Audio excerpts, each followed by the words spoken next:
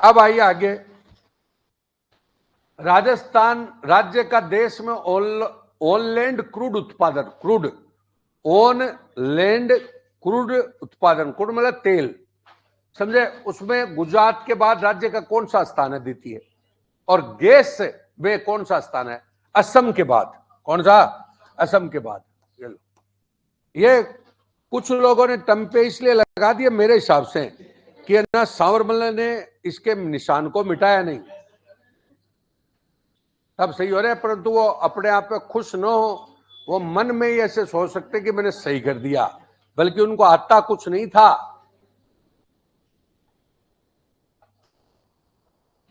नहीं समझे क्या? मैं थोड़ा बोलता सही हूं, आता तो था नहीं, अब ऐसे भले टम्पे लग जाए, हाँ बहुत बढ़िया, इतने क्वेश्चन सही है, वो थोड़ी बढ़ाई काम की नहीं है, समझ गए? और मन में भले ही मिला लो बेशक, बाकी लेना देना क्या है। मैं दिख रहा है थोड़ा थोड़ा निशान इसके पास रह गया, मेरे को लग रहा है, समझ गए? मैंने निशान दिया, उसने ऐसे कैसे कर दिया तो मिटाया नहीं सही।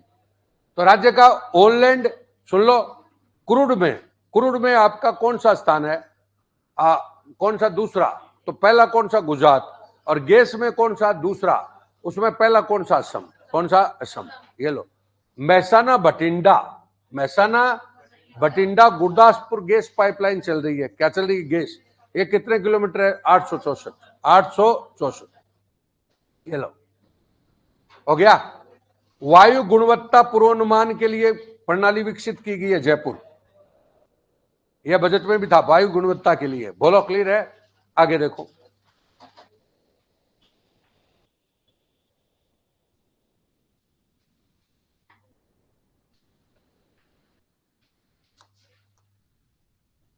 अब आओ, अब देखो एक और बताऊं, ये क्वेश्चन कौन सा आ गया, वन और पर्यावरण का, तो इसमें हरियालो राजस्थान वाला उसका क्वेश्चन आ गया था, एक उसका जेट्रो पार्क वाला क्वेश्चन आ गया था, एक उसका अनुदान वाला क्वेश्चन आ गया था। आप सोचो 7 क्वेश्चन इसी के इर्द गिर्द मैंने उनको छोड़ दिया, वही क्वेश्चन है और उसी किताब में से आया, 7 है, एक महीने के सूजस में से आया। बोलो,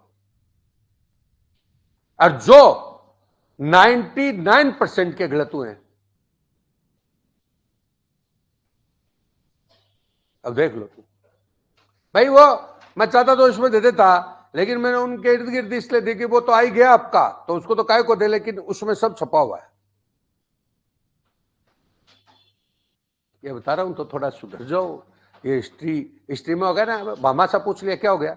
अब जैसे कई है ना, वो ढूंढ के लाए महाराणा प्रताप को और उसको तो लिया और दूसरा जाएगा, क्या फर्क पड़ेगा उसका।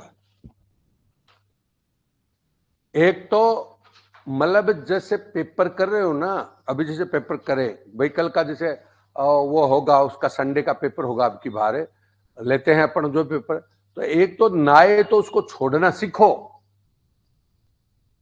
क्योंकि उसमें टंपा मत लगाना सीखो।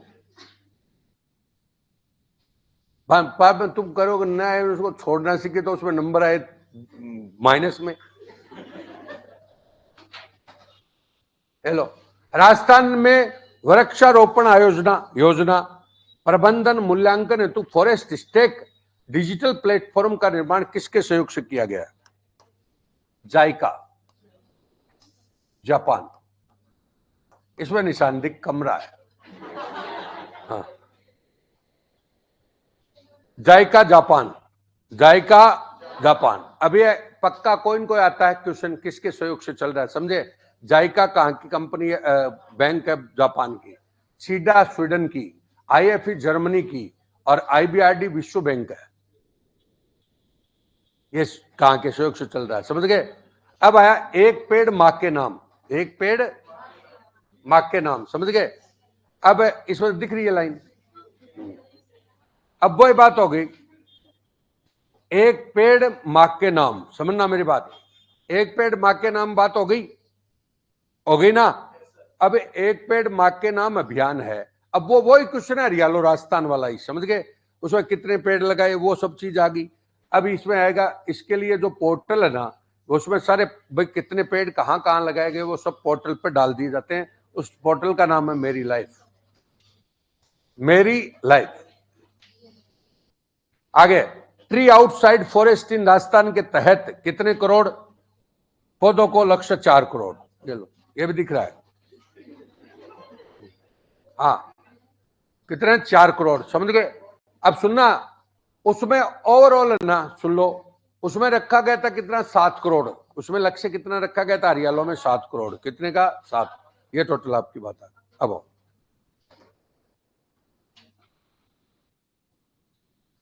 अब आए आपका आगे वाला। अब इन्होंने कहा पेरिस ओलंपिक में भाग लेने वाले, पेरिस ओलंपिक। अब एक क्वेश्चन तो यह बन गया कि पेरिस ओलंपिक में भारत कितने खिलाड़ियों ने भाग लिया था? तो बेसिकली 2। कितने? 2। पैरा ओलंपिक में तो अलग लिया था, 6-7 ने लिया था उसमें तो, लेकिन पेरिस ओलंपिक नॉर्मल हुआ था, उसमें कितने ने लिया? 2। अनंतजीत सिंह नरूका और माहेश्वरी चौहान। माहेश्वरी, बात को सुन लो, कितने लोग गए थे? 2। हालांकि पदक एक ही नहीं लाए वो अलग बात है, लेकिन 2 लोगों ने क्या लिया था? भाग। और दोनों का संबंध निशानेबाजी से। अब जैसे सुन लो, बाद में पैरा में गए थे कितने? शायद 6 गए थे। पैरा में कितने गए थे? 6।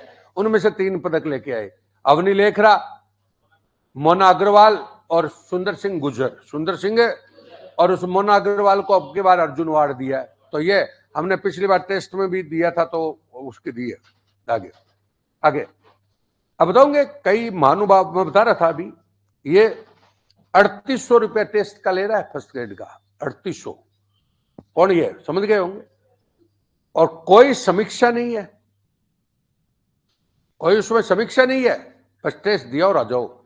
पर लोगों की मानसिकता इस टाइप की है कि हमारे में से भी लोग है ना ऐसे जाएंगे कि उसके धोख लगा के तो आओ, और तुम्हारा टेस्ट हमारा, अगर वो उनके छोरे आधे भी कर दें तो मैं मान जाऊं। बोलो, अड़ भी जाए कहीं तो मैं मान जाऊं, लेकिन 3800 चुपचाप ही देके आएंगे उनको। कितनी विडंबना है। और न कोई समीक्षा है न कोई लेना है, लेकिन ये भेड़चाल बोलते हैं इसको, क्योंकि जिनके ये माथा नहीं होता ना, उसकी यही हालत है। अरे मास्टर भी कर दे पेपर को तो मान जाऊं मैं, ये बता रहा हूं।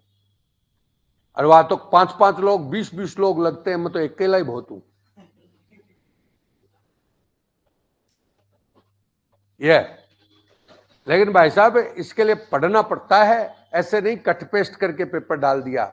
अब तुम देख रहे हो एक एक पूरी वो सुजस है, बहुत से लोग पढ़ भी रहे हैं। मैं ये भी नहीं कहूंगा, आजकल सब जागरूक हो गए, बच्चे लाते भी हैं, लेकिन फिर भी उनको क्वेश्चन नहीं मिलता जैसे मैं सोचता हूं। अब कई लोग कहते देगा सुजस का सार, तो सार निकालने वाला कौन है? अरे नहीं रहे। अरे सार निकालने वाला कौन हो गया? पेपर में वहां पे रेडीमेड किताब मिल गई तो वो भी तो निकालने वाला कोई वो ऐसे ही है। अब बाद में सार निकाल कर तुम्हें कुछ नहीं मिला। उसको पढ़ने का नजरिया कैसा है? नजरिए के लिए नॉलेज चाहिए। आ गया। अब आओ राजस्थान स्टेट कोऑपरेटिव बैंक, सुन लो। अब ये क्या है इन दिनों? सुन लो, राजस्थान सरकार के डिपार्टमेंट्स को पुरस्कार मिले हैं। क्या मिले हैं? पुरस्कार। तो Rajasthan state cooperative bank limited को अमेजिंग अचीवर्स ऑफ एपीवाई से पुरस्कृत किया गया है। किस योजना के लिए काम करने के लिए? अटल पेंशन। कोऑपरेटिव बैंक अटल पेंशन क्या है बोलो? अटल पेंशन है 18 से 40 वर्ष का आदमी है ना, कोई भी 18 से 40 वर्ष का कोई भी मजदूर टाइप आदमी है, कोई भी है, वो अपना भी कितना रुपया जमा कराता है? 18 से 40 वर्ष का कितना रुपया जमा कराता है बोलो? 100 रुपया नहीं, कितना भी, मतलब 1 रुपया दिन का है, 365 दिन का 365 रुपया हो गया, वो जमा कराता। तो 60 वर्ष के बाद उसको 1000 से लेकर के 5000 तक की क्या मिलेगी? पेंशन। यह हो गया अटल पेंशन। आगे आओ, अगला प्रधानमंत्री स्वनिधि योजना। कौन सी? स्वनिधि योजना में पथ विक्रेताओं को सर्वाधिक ऋण प्रदान करने के लिए किस नगर पालिकाओं को पुरस्कार दिया गया? हनुमानगढ़ को। इसमें शायद नहीं दिखा। दिखा नहीं इसमें, तब आवाज नहीं आई, कम आई। ये लो, हो गया हनुमानगढ़। अब आओ सुनिएगा, अब सुनो, ऐसी योजना मैंने पिछले टेस्ट में दी थी। अरे मैं आपको बोलना चाह रहा हूं कि वो फाउंडेशन वाला टेस्ट नहीं है क्या, जिसने भी ज्वाइन नहीं किया, अब उसको क्या कर रहे हैं अपन पता है, अब इसको बीच में हमने आरएस में कन्वर्ट कर दिया, समझे क्या, आरएस में कन्वर्ट कर दिया, अब इसको सेकंड ग्रेड में कन्वर्ट कर देंगे, नहीं समझे क्या, सब में काम आएगा, उसको ज्वाइन करो। वो बहुत से लोग उसको मतलब ही नहीं, और उसके शुरू से लेकर के और सारे क्वेश्चनों को देखो तो सब पेपर में क्वेश्चन है। अब इसका ऐसा ही एक पहले तो पेपर बताया था, बोलो कौन सा, स्वनिधि अपने राजस्थान में भी चलाई गई है। अब राजस्थान में चलाई गई तो 18 से 40 वर्ष तक तो चला दी मोदी जी ने, अब 41 से 60 वर्ष तक किसने चला दी, भजनलाल जी ने। आगे अब आओ, राष्ट्रीय ई गवर्नेंस स्वर्ण पुरस्कार बेहतर कार्य के लिए दिया गया है, तो सिलिकोसिस, ये दिख रहा है कौन सा, सिलिकोसिस, सिलिकोसिस।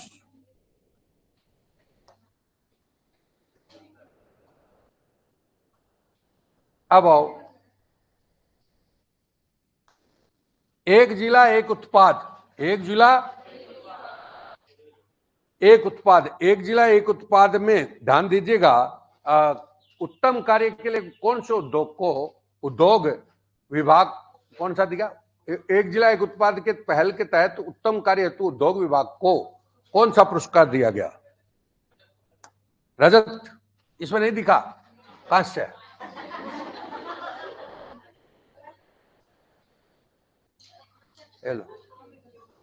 ये पुरस्कार है तुम्हारे, तुम सोच सकते हो, देख लो आ गया। अब सुनो आगे, अब सेम है, अब सुनो, पंजीकृत गौशालाओं के लिए देय अनुदान की वृद्धि की गई है, तो कितना, 10%, कितनी। अब सुन लो, यही क्वेश्चन तुम्हारे सेकंड ग्रेड वाले में आया, वो आया ना, 2 ऑप्शन दिया, उसमें कौन सा सही नहीं है, तो 10% अनुदान वाला कौन सा, 10%। अब तुम दोस्तों यहां तक सुन लो, प्रत्यक्ष और अप्रत्यक्ष, चालू कर, प्रत्यक्ष और अप्रत्यक्ष रूप से कम तुम्हारे पिछले पेपर में 5 क्वेश्चन आ गए यहां तक।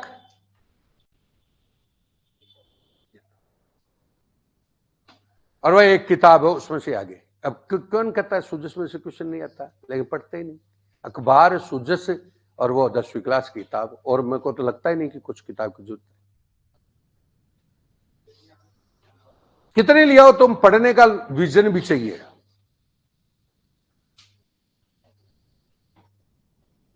यह अगला, झींगा मछली उत्पादन कहां किया जा रहा है। अब सुनो, मछली का टॉपिक है, तो मछली में झींगा मछली कौन सी, झींगा। अच्छा, झींगा मछली की कौन सी क्रांति है, गुलाबी क्रांति, मूर्खानंद। नीली मछली उत्पादन की, मछली का उत्पादन तो नीली क्रांति, और इसका झींगा मछली का गुलाबी क्रांति।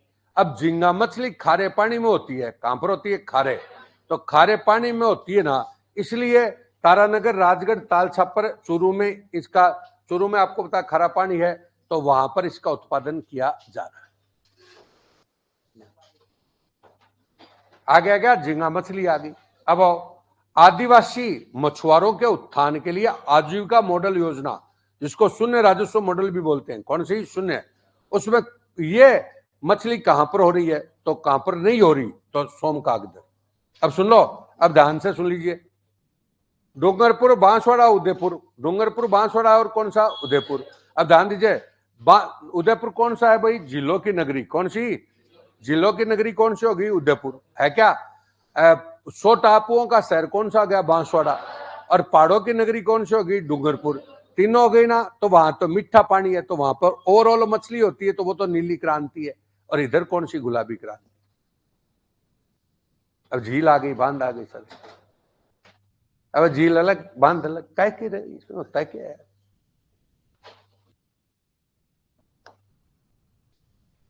ये लो, ये आपको साफ दिखेगा, कडाना बेक वाटर डूंगरपुर में है, बांध का नाम है माई बजाज सागर बांसवाड़ा में, जयसमंद बांध सुलुमपुर में, पहले उदयपुर में था, सोम कागदर उदयपुर में तो है, लेकिन इसमें ये शामिल नहीं है।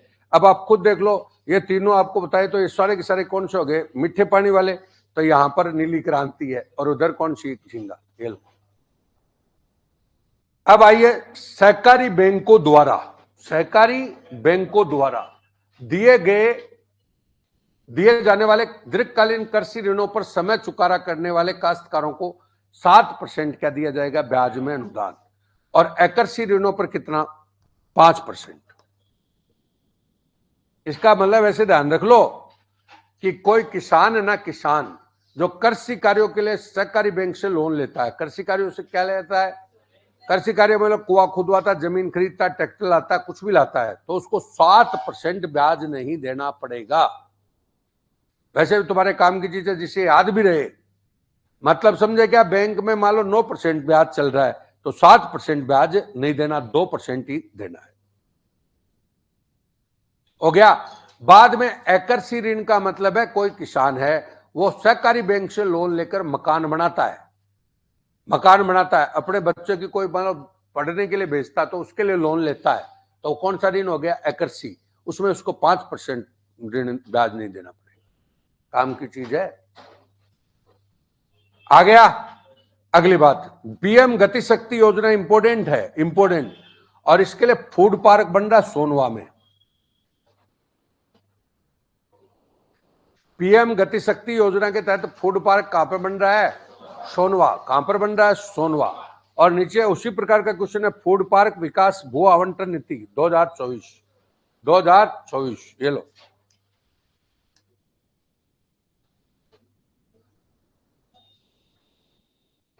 अब आओ ईआरसीपी। अब ईआरसीपी का क्वेश्चन आ गया।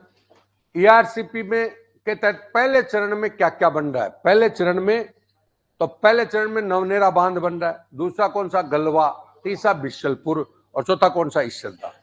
भाई नवनेरा, गलवा और बिशलपुर, और कौन सा, ईश्रदा। नवनेरा, गलवा, बिशलपुर और कौन सा, ईश्रदा। अब ये बांध बन रहा है। अब सबसे पहले नवनेरा बना, कौन सा, नवनेरा बांध बना। तो नवनेरा बांध बना तो सबसे पहले आपका क्वेश्चन आ गया था अधीनस्थ कर्मचारी चयन आयोग में कि कौन सा, ऐसे नहीं पूछा कि कौन सा बांध बना है, लेकिन पूछ लेता नवनेरा बांध कहां पर है, समझे क्या। अब बताओ ये नवनेरा बांध कौन सी नदी पर, कैसे, काली सिंध का उद्गम, अरे कलवर काली सिंध का उद्गम है, ये मूर्खानंद हो गया साहब। कितने दिन पढ़ी रे नदी, अरे न पढ़ी तो कुछ तो पढ़ी है, मेरे को पता है, लोगों ने 4-5 दिन में सलटती नहीं तो भी नहीं आता।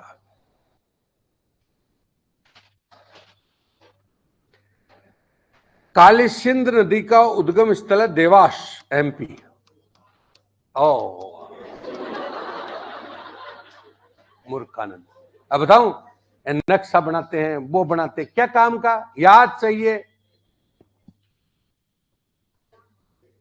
ये हो रहा है, इससे जा रही है, इससे हो रहा है, इससे कर रहे हैं, बस उसमें मगन हो जाते, आते कुछ नहीं। काली सिंध नदी का देवास है एमपी में। बाद में नदी कहां पर आई, बोलो, रायगढ़, झालावाड़, झालावाड़, समझ गए। रायगढ़ के बाद आपकी कहां पर आई, गागरोन। इस पर आऊ नदी इसमें आकर मिल गई, कौन सी नदी, आऊ।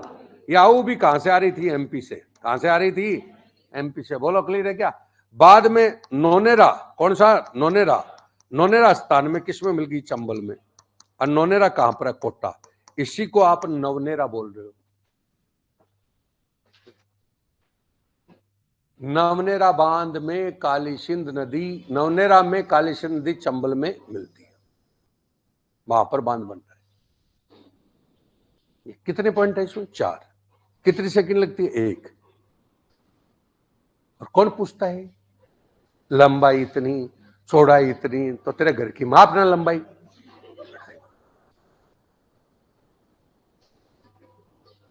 और 25 साल में क्वेश्चन दिखा दो तुम मुझे, काम की चीज तो लास्ट में रह जाएगी, बाकी उड़ा लेंगे। ये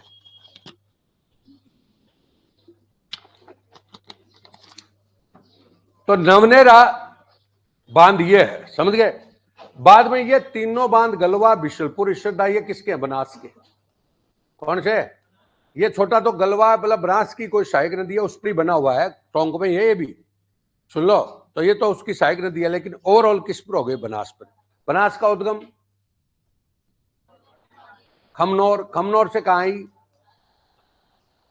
खमनौर से नाथद्वारा, नाथद्वारा से चित्तौड़, चित्तौड़ से भीलवाड़ा, मूर्खानंद सीधा ही स्वयंमाधोपुर पहुंचा दे।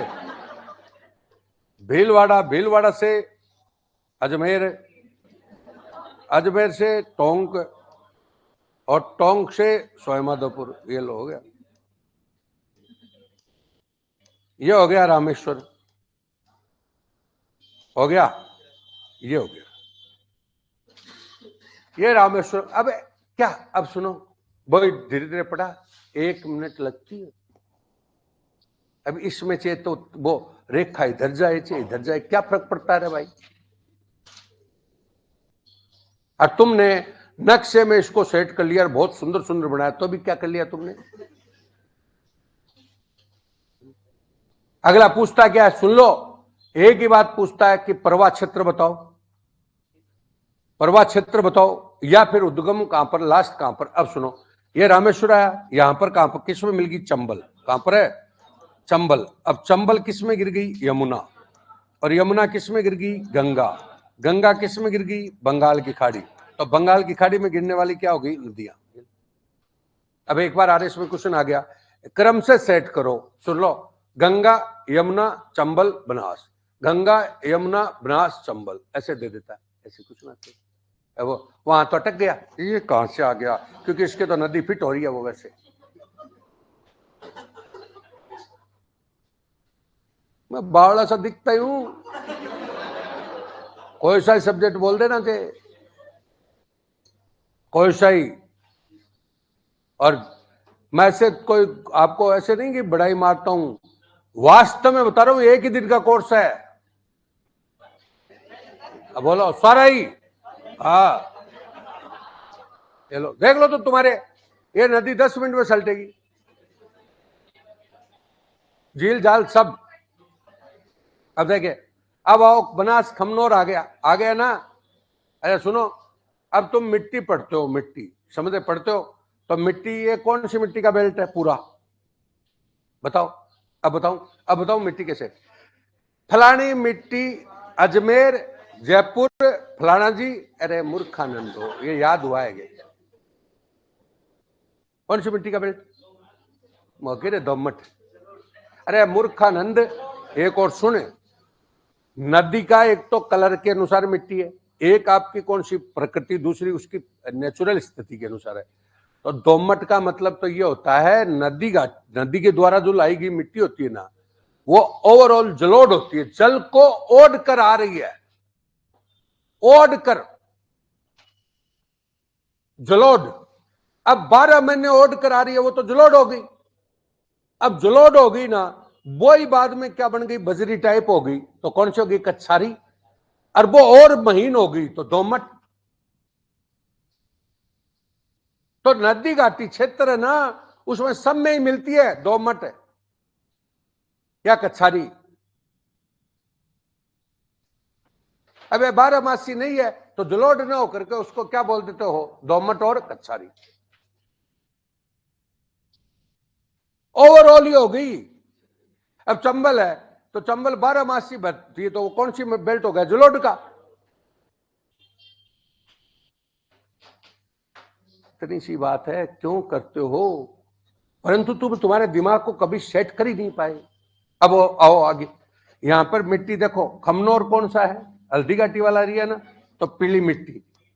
और एक्चुअली पहाड़ी एरिया में कौन सी मिट्टी होती है? लाल। तो ये पीली लाल मिट्टी का बेल्ट है ओवरऑल। ओवरऑल चंबल का, बनास का बेल्ट पीली लाल मिट्टी का बेल्ट है। कच्छारी इसकी कौन सी होगी? प्रकृति होगी ना, और कच्छारी के कारण ये सबसे बड़ा बजरी का क्षेत्र है।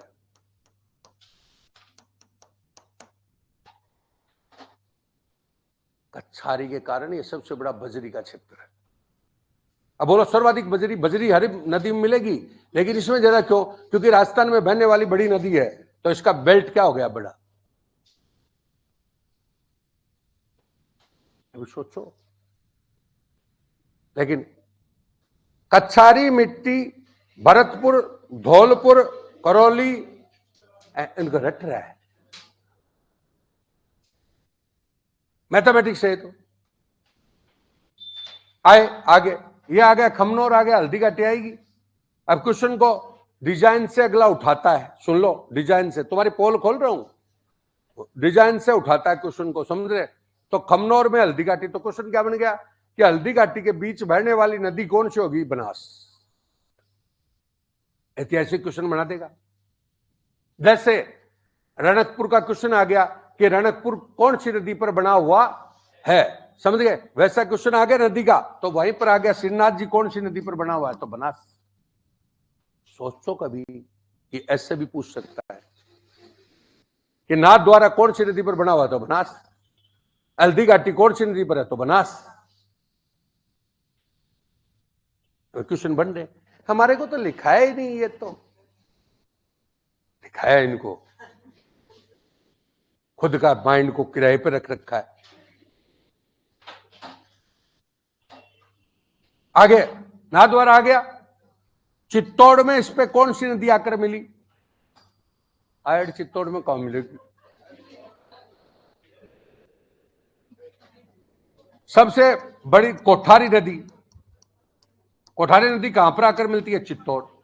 अब कोठारी नदी का उद्गम हो गया साफ।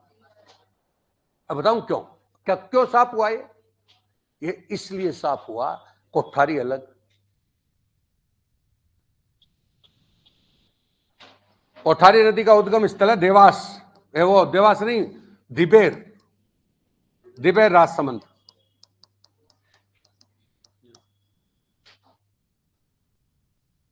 यहां पर आया भीलवाड़ा। भीलवाड़ा का कौन सा क्षेत्र? बिगोद। कौन सा? यहां पर बिगोद में आई तुम्हारी मैनाल, कौन सी? और वो बेडच, कौन सी? इनका त्रिवेणी संगम हो गया। अब के बार पूछा क्वेश्चन, कल परसों कॉलेज इलेक्शन पूछ लिया। त्रिवेणी संगम पहला किसका? बनास, मैनाल और कौन सी? बेडच। अब ये बेडच है ना, उसका नाम था आयड। कौन सा? कहां से निकली? गोगुंदा। गोगुंदा कहां पर है? उदयपुर। और फिर इसका उदय सागर में नाम क्या हो गया? बेड़च। ये होता है, ये दूसरा संगम आ रहा है क्या? थोड़ी आंख खोलो, और जिन्होंने पढ़ा है उनको तो खोलनी चाहिए, न पढ़ा तो उनकी पोल बाद में खोल देंगे, लेकिन पहले उनकी तो खोलो, पढ़े लिखे की तो खोलो। हाँ, अजमेर, अजमेर में क्या होगा?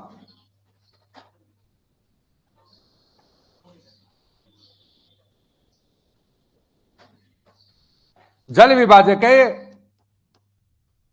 अजमेर, हमारी अजमेर की पहाड़ियां हैं, वो कौन सी है? जल विभाजक। आधा जल तो किधर गया? बनास की साइड में, आधा किधर गया? लूनी की साइड में। तो आधा जल तो बंगाल की खाड़ी में जा रहा है, आधा जल अरब सागर में जा रहा है। यहां से जल का क्या होता है? विभाजन।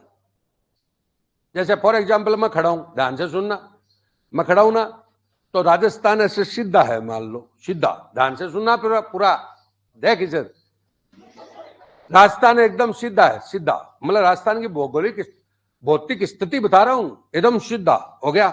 अब मेरे पेट आ गया थोड़ा, तो बीच में उठा हुआ है ना, पेट आया ना।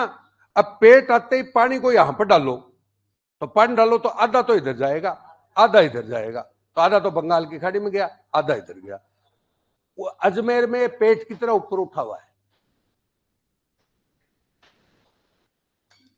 मूर्खानंदो, ऐसे होता है, ऐसे चलता है। जल विभाजक हो गई, लेकिन कभी सोचा ही नहीं। इधर भी आधा पानी उधर, आधा इधर। तभी आपका वो क्वेश्चन आया, कौन सा? लूनी नदी वाला, कि पुष्कर की पहाड़ियों में बरसात होती तो बाढ़ कहां पर आएगी? तो मैंने कहा कि वो ऊंचाई में पानी गिरेगा तो पानी तो ढलान में ही जाएगा ना, तो लास्ट में आपका कौन आता है? बाढ़ में, तो बाढ़ में आएगी बाढ़। खाली रटने के सिवा कुछ काम नहीं। अगला ये आ गया अजमेर। अजमेर के बाद कौन सा है? टोंक। टोंक में तुम्हारा बिशुलपुर आ गया। कौन से आ गया? बिशुलपुर। टोंक के बाद आपका सोयमाधोपुर आ गया, यहां पर ईश्वरदा आ गया। कौन सा आ गया? ईश्वरदा। और रामेश्वर में त्रिवेणी संगम, सीप बनास और कौन सी? चंबल। ये लो क्वेश्चन।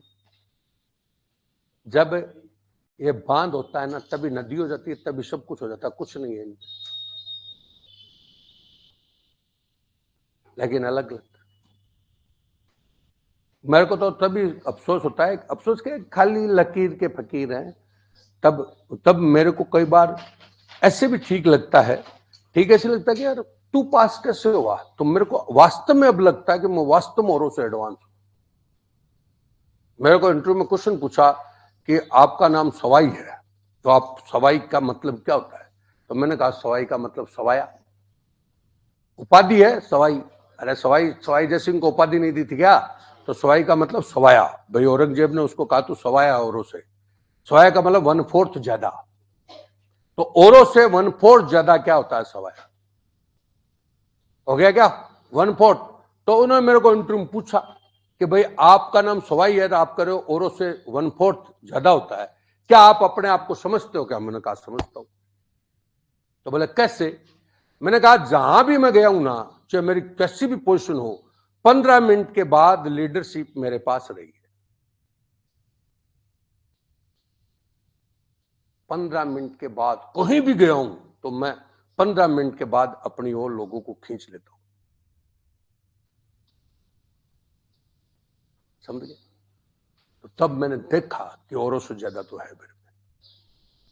भाई जी पढ़ने से बहुत कुछ होता है, लेकिन हम वही परंपरा, वही लेन, वही देन चल रहा है। तब मेरे जैसा 3rd डिवीजन, सप्लीमेंट्री, कप्लीमेंट्री और मेंट्री 2-4 बुराइयों की मेंट्री फिर भी आ गया है। पर सोचना जरूरी है। चाइना के लिए एक विद्वान ने कहा राक्षस पड़ा सो रहा है। चाइना है ना, अपने पता ही है, चाइना तो कोई एडवांस थोड़ी था, अपने से भी नीचा था, साम्यवादी देश 1949 में तो बनाई है अपनी तरह। तो चाइना के लिए एक विद्वान ने कहा कि राक्षस पड़ा सो रहा है, जिस दिन ये जाग जाएगा ना पूरी दुनिया को तबाह कर देगा ये। और वही हुआ। तो कोई जरूरी नहीं वो लोग एक्टिव हो गए ना, उस दिन पूरी दुनिया पे छा गए। समझे? थोड़े एक्टिव हो। पर बताऊंगे उस लकीर से फकीर बाहर निकलते ही नहीं। ये तो ये तुम्हारा हो गया। अगला तो ये बांध वाला तुम्हारा इस टाइप से मैंने बताया। ये तो 2-3 हमने पॉलिटिकल साइंस के क्वेश्चन सावर ने दे दिए ऐसे ही, लेकिन काम के हैं सारी चीजें। देखिएगा निम्न में से कौन सा शब्द संविधान में कोई जिक्र नहीं है? तो बोलो कौन से का? अटॉर्नी जनरल, नियंत्रक और महापरीक्षक, कैबिनेट का, बजट का। हाँ सॉरी, हाँ संविधान में कोई बजट को वार्षिक वित्तीय विवरण, वार्षिक, एक मिनट सुनना मेरी बात थोड़ा सा। वित्तीय विवरण आर्टिकल 112। कैबिनेट ना, इसको भी ध्यान से सुनो। मूल संविधान में कैबिनेट शब्द का कोई उल्लेख नहीं है। इस क्वेश्चन को भी वो दे सकता है और देता भी इसको ही है। यह आर्टिकल 352 में, कौन से में? 352 में 44वें संशोधन में जोड़ा गया था। 44वां संविधान संशोधन 1976 में जोड़ा गया था। तो यही क्वेश्चन 2 टाइप से हो जाता है। इसमें साथ में बजट आ गया ना, तब तो बजट हो गया, लेकिन ऐसे भी अगर बजट नहीं होता ऑप्शन में तो फिर कैबिनेट होता। अरे बजट ऑप्शन में नहीं होता तो फिर क्या होता? अब आओ संविधान के विषय में क्या सत्य नहीं है? कैबिनेट, संविधान सभा कैबिनेट मिशन की अनुशंसा पर इसका गठन अप्रत्यक्ष चुनाव द्वारा किया गया। प्रत्येक राज्य को कम से कम एक सीट दी गई, एक नहीं है। कितनी? प्रत्येक राज्य को एक सीट नहीं थी। 10 लाख के अनुपात में क्या थी? एक सीट। 10 लाख के अनुपात में क्या थी? एक सीट। और प्रत्येक प्रांत में सीटों का बंटवारा 3 प्रधान समुदायों, यह बिल्कुल सही है, 3 प्रधान समुदाय। भारतीय संविधान में न्यायिक समीक्षा हमने कहां से ली है? तो संयुक्त राज्य अमेरिका। संयुक्त राज्य अमेरिका। न्यायिक पुनरावलोकन बोल दो या न्यायिक समीक्षा बोल दो, समझ गए क्या? तो यह विशेषता के परिप्रेक्ष्य में ऐसे जनरल क्वेश्चन है, ठीक है। तो ये दोस्तों आपका क्वेश्चन है। और देखो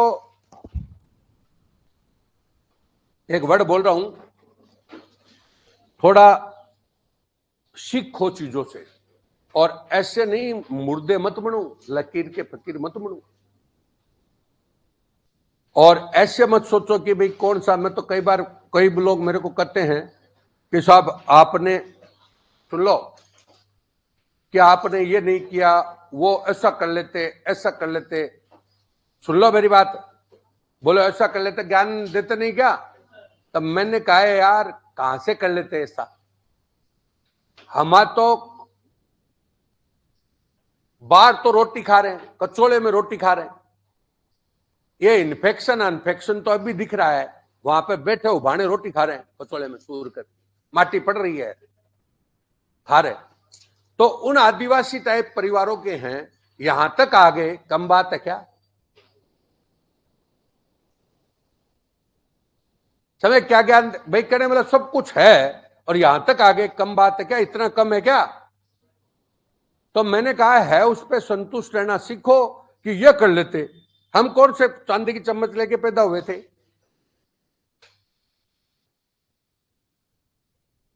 जो सीखो। मैंने तुम्हें क्या बताया कि मेरी स्थिति मैंने बता दी, भाई पारिवारिक रूप से भी ऐसी, गरीबी भी ऐसी, कौन व्यक्ति हम भी ऐसे थे, लेकिन सीखने की लालसा इतनी खतरनाक थी जिसकी हद नहीं है कि कोई भी दोस्त बनाए सदैव बड़े ही,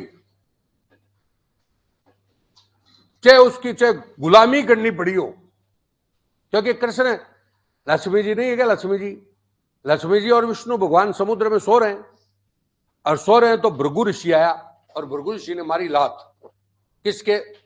विष्णु भगवान के सोते हुए के। तो लक्ष्मी तो पत्नी रह गई, और वो षष्ठी का रचयिता, षष्ठी का क्या है? रचयिता। तो लक्ष्मी ने लात मारी, मारते ही वो भृगु ऋषि ने लात मारी, लात मारते लक्ष्मी थोड़ी यहां से क्रोधित हुई, और वो विष्णु भगवान उसके पैर को सलाहने लग गए कि ऋषिवर चोट तो नहीं आई। समझ गए क्या? तो बोले आप क्या हो, आप तो सृष्टि को चलाते हो और ये छोटा सा ऋषि आपके लात मार दी। तो बोला मैंने कहीं न कहीं कोई गलती की है, ये बड़ी शुद्ध आत्मा है, ये गलती करते हैं तभी डांटते हैं, इसलिए तेरे को पता नहीं है इन चीजों का। गलती करी है तभी मेरे लात मारी है। भगवान, इसका मतलब क्या हुआ? मतलब क्या हुआ? ज्ञानी कौन? जो स्वयं को अज्ञानी माने, और अज्ञानी कौन? जो स्वयं को ज्ञानी। तो भगवान की भी लर्निंग प्रोसेस है। लर्निंग कि सीखूं, मैं सीखूं। ये ऋषि 2 बात बता के जाएगा, जो सब कुछ खत्म कर सकता है। अरे भगवान को वैसे तो सीखा नहीं, डुबकी लगा ली गिरिराज जी वो फलाना, भगवान को सीखा ही नहीं। भगवान को वैसे तो सीखा नहीं, खाली डुबकी लगाना, भंडारा वो फलाना कर लिया, उस और को क्या भगवान। सीखो, अपने से ऊपर थोड़े से रहोगे तो वो चाहे आपको भाव ही न दे तो भी उससे क्या होता है, कुछ न कुछ आदमी सीखता है। नीचे अपने से नीचे वाले से क्या सीखता है? अपने नीचे वाले से तो बड़ाई सीखता है।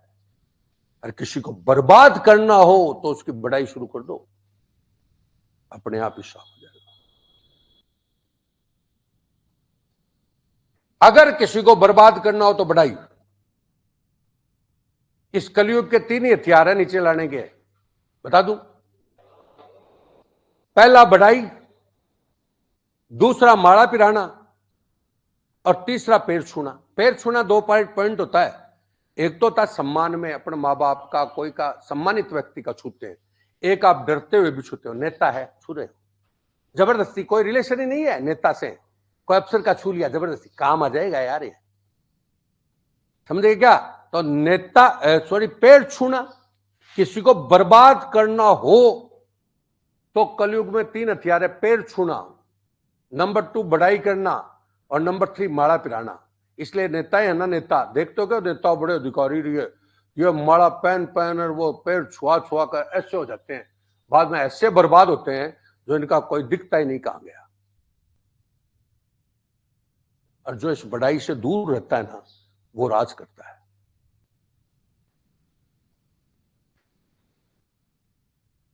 जो बढ़ाई से दूर रहता है वो राज करता है। समझे क्या? तो चीजें 3 कोई अब तेरे से तुम्हारे से नीचा होगा ना तुम्हारा, तो तुम्हारी बढ़ाई करेगा। तू यार होशियार है यार, तेरे को तो सब आता है, तो वो सब हो रहा है, तो तुम चढ़ गए फूल फूल के कुप्पा, होगा कि नहीं? पता है, ये चीजें सीखो थोड़ी। 9 वर्ष में बता रहा हूं, नया वर्ष वापस आया है संक्रांति के बाद, समझ गए? अपने सोचते हैं वो दूसरा बड़, तो चीजों को सीखो। तुम्हें सब बात बता दी। ये सवाई सिंह बावला लगता ही है नहीं, ध्यान रखना, ये बता रहा हूं तुम्हें। और मैं एक चीज मैंने अब तक नहीं छोड़ी। कल मेरे को कोई आया, बोले साहब आप ऐसे टाइप कर, ये जो आप इतनी मेहनत करते हो जरूरत नहीं है, फट फोटो खींचो, वो बोलो स्क्रीन पर और बाद में हाथ हो जाएगा टाइप। समझ गए क्या? मैंने कहा वो तो टाइप हो जाएगा, लेकिन मेरा ज्ञान खत्म हो जाएगा। वो तो टाइप हो जाएगा, मेरे को पता है, लेकिन जो ही मैं रेडीमेड काम किया इतने में मेरा ज्ञान खत्म हो जाएगा। तो रेडीमेड करना मत सीखो, खुद हाथ है। फोटो खींच ली, कर लूंगा, फोटो खींचो, लेकिन फिर भी उसको लिखो। कई फोटो खींच ली बस मस्त है, बाकी बात कर रहे हैं।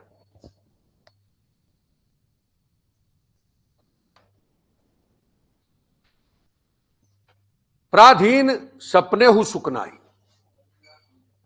कभी भी सपने में भी सुखी नहीं रहेगा, दूसरों पे अधीन रहने वाला। और दूसरी बात है, स्वर्ग खुद को मरे ही मिलेगा। सवाई सिंह के मरने से तुम्हारे को स्वर्ग मिल जाए ऐसा नहीं होगा। तो कई रेडीमेड, अब इसको लड़की को, उनको दोनों को कहा ना उस दिन पीछे कि पीछे क्यों बैठी है, एक तो आई नहीं उस दिन की, छोड़ दिया, 6 दिन हो गए, देख लो। घर वालों को बताएंगे, बात बताओ घर वालों को क्या बताएंगे, मेरे समझ में नहीं आया।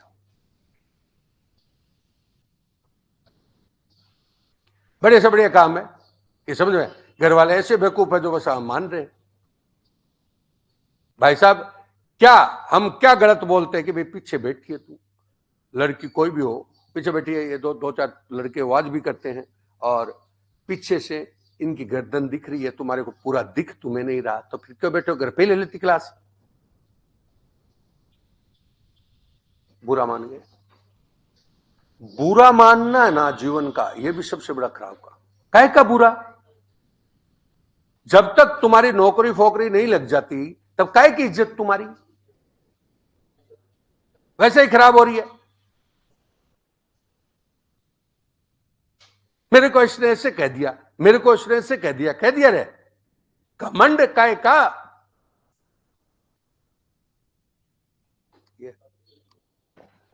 कई चीजें काम करती है इसमें तुम सोचते हो कि केवल तुम्हारा ज्ञान ही काम करता है, ऐसे काम नहीं करता। कई चीजें, अब जैसे कई चीज, छोटी चीज पर तुम नाराज हो गए पूरा दिन गया ना तुम्हारा। तो एक आदमी का दिमाग खराब होता है, उसका पूरा दिन बर्बाद हो जाता है। तो दिमाग खुद का क्यों खराब करते हो, दूसरे का करो, उधर वालों का। इस कंपटीशन में दिमाग चेपो दूसरे का। अब कोई तुम्हें वो उधर वाला मंदिर पूछता है ना, सुन लो, उधर वाला मंदिर पूछता फलाना मंदिर कहां, तो तुम तो सोच लो कि वो कुछ उनका आएगा तो है नहीं, ऐसा सोच लो। और तुम तो उनके ऊपर गिरो, ये कदे आयुष विश्वविद्यालय कहां पर है, गिरो, एक और गिरो क्वेश्चन, तीनों एक गिरो, तीनों वो बावड़ा हुआ घूमेगा। रोजाना एक गिर दो, तुम्हारे व्हाट्सएप ग्रुप पर अपना एक क्वेश्चन रोजाना डाल दो, बस सब बावड़े हो जाएंगे, पागल। ऐसे पूछोगे तो नहीं देखेंगे, तुम्हारे फ्रेंड सर्किल वाले नहीं है क्या इधर वाले, वो अरे तुम्हारे है ना इधर उधर घूम रहे वो, उनके एक क्वेश्चन इसमें से डालो ठप, तो रोजाना पागल। दूसरे को पागल करो।